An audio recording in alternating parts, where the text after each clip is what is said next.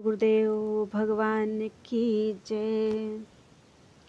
प्यारे कृष्ण कन्हैया लाल की जय। कठोपनिषद तृतीया वल्ली। संसार रूप अश्वत्थ वृक्ष।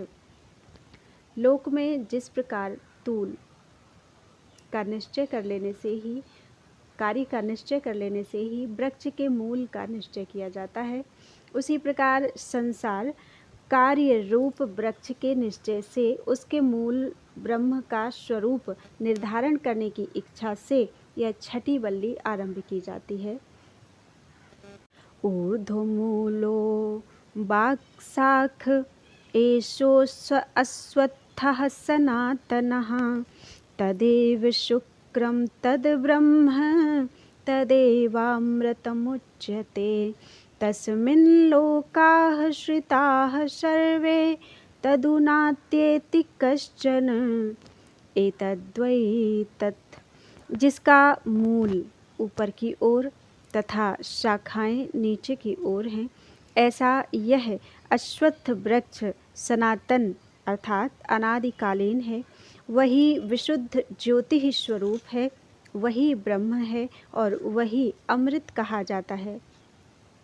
संपूर्ण लोक उसी में आश्रित है, कोई भी उसका अतिक्रमण नहीं कर सकता। यही निश्चय वह ब्रह्म है।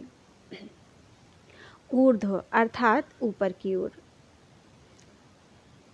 अर्थात जो वह भगवान विष्णु का परम पद है, वही जिसका मूल है। ऐसा यह अव्यक्त से स्थावर पर्यंत संसार वृक्ष ऊर्ध्व मूल है। इसका वृश्चन अर्थात छेदन होने के कारण यह वृक्ष कहलाता है।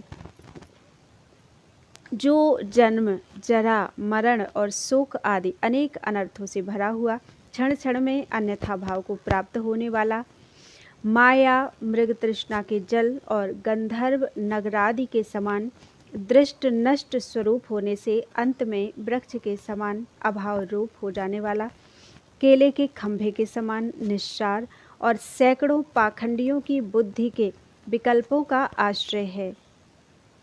तत्व जिज्ञासुओं द्वारा जिसका तत्व इदम रूप से निर्धारित नहीं किया गया, वेदांत निर्णीत परब्रह्म ही जिसका मूल और सार है।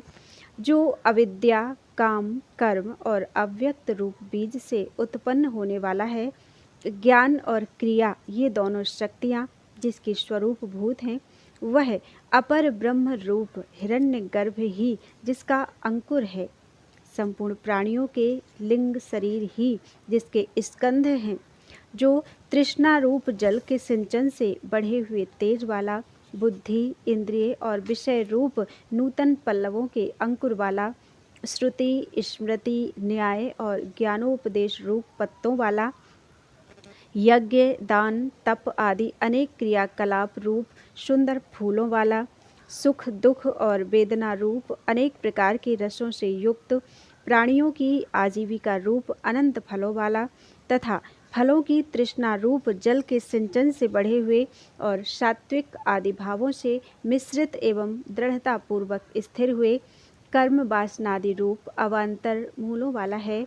ब्रह्मा आदि पक्षियों ने जिस पर सत्यादि नामों वाले 7 लोकों रूप घोंसले बना रखे हैं, जो प्राणियों के सुख दुख जनित हर्ष शोक से उत्पन्न हुए, नृत्य गान वाद्य क्रीड़ा आस्फोटन खम अर्थात ठोंकना, हंसी आक्रंदन रोदन तथा हाय हाय छोड़ छोड़ इत्यादि अनेक प्रकार के शब्दों की तुमुल ध्वनि से अत्यंत गुंजायमान हो रहा है, तथा वेदांत विहित ब्रह्मात्म ऐक्य दर्शन रूप असंग शस्त्र से जिसका उच्छेद होता है, ऐसा यह संसार रूप वृक्ष अश्वत्थ है। अर्थात अश्वत्थ वृक्ष के समान कामना और कर्म रूप वायु से प्रेरित हुआ नित्य चंचल स्वभाव वाला है। स्वर्ग नरक तिर्यक और प्रेतादि शाखाओं के कारण यह नीचे की ओर फैली शाखाओं वाला है, तथा सनातन यानी अनादि होने के कारण चिरकाल से चला आ रहा है।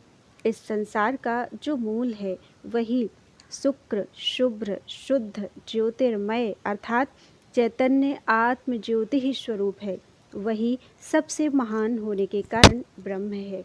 वही सत्य स्वरूप होने के कारण अमृत अर्थात अविनाशी स्वभाव वाला कहा जाता है। विकार वाणी का विलास और केवल नाम मात्र है। अतः उस ब्रह्म से अन्य सब इस परमेश्वर के भय से अग्नि तपता है।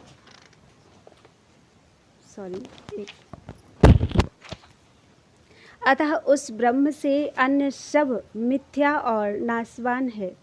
उस परमार्थ सत्य ब्रह्म में उत्पत्ति, स्थिति और लय के समय संपूर्ण लोक, गंधर्व नगर, मरीचिका, जल और माया के समान आश्रित हैं। ये परमार्थ दर्शन हो जाने पर बाधित हो जाने वाले हैं। जिस प्रकार घट आदि कोई भी कार्य मृत्तिका आदि का अतिक्रमण नहीं कर सकते, उस प्रकार कोई भी विकार उस ब्रह्म का अतिक्रमण नहीं कर सकता। निश्चय यही वह ब्रह्म है। शंका: जिसके ज्ञान से अमर हो जाते हैं, ऐसा जिसके विषय में कहा जाता है वह जगत का मूलभूत ब्रह्म तो वस्तुतः है ही नहीं, यह सब तो असत से ही प्रादुर्भूत हुआ है। समाधान: ऐसी बात नहीं है, क्योंकि ईश्वर के ज्ञान से अमृतत्व प्राप्ति। यदिदं किं च जगत् सर्वं प्राण एजति निःश्रतं महद्भयं वज्रम् उद्यतं य एतद्विदुरम् अमृतास्ते भवन्ति। यह जो कुछ सारा जगत है,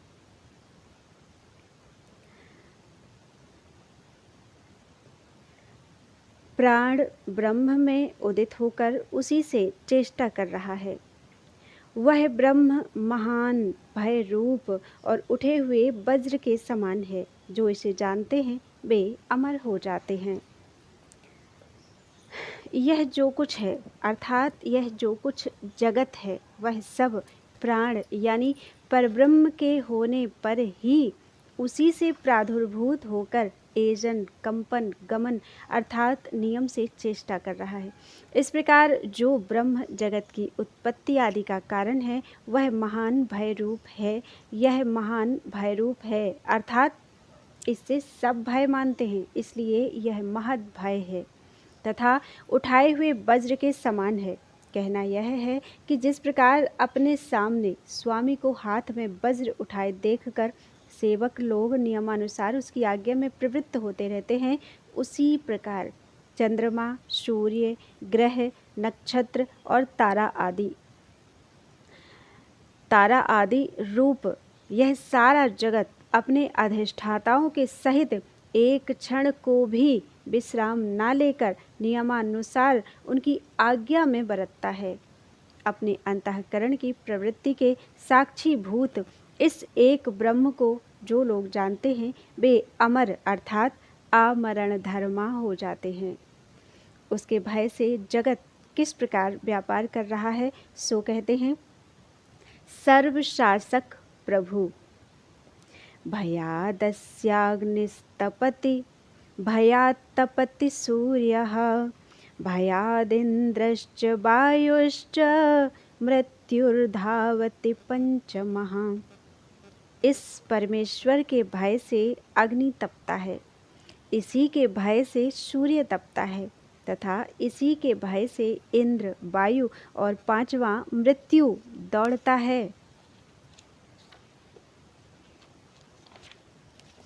इस परमेश्वर के भय से अग्नि तपता है, इसी के भय से सूर्य तप रहा है तथा इसी के भय से इंद्र, वायु और पांचवा मृत्यु दौड़ता है।